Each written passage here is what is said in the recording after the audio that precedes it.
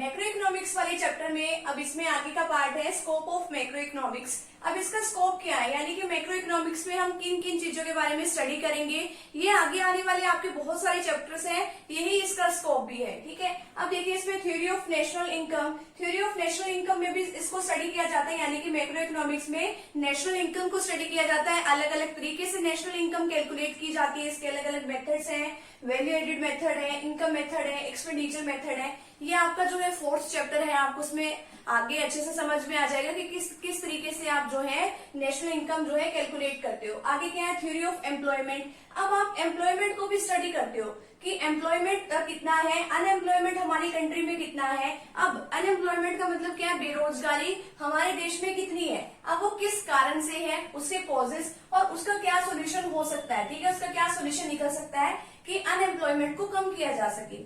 आगे है theory of general price level. अब प्राइस लेवल जो है किसी भी गुड्स का, किसी भी कमोडिटी का किस तरीके से डिसाइड किया जा सकता है।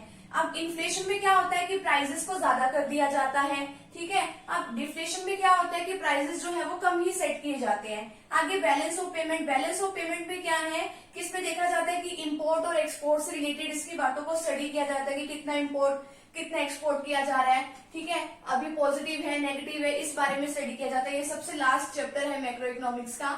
आगे क्या है, theory of economic growth. Economic growth के बारे में भी इसमें स्टडी किया जाता है, पर कैपिटा इनकम कितनी है पर्सन्स की। अब अंडर डेवलप्ड कंट्रीज में किस तरीके से इकोनॉमिक ग्रोथ हो सकती है, इसके बारे में स्टडी किया जाता है।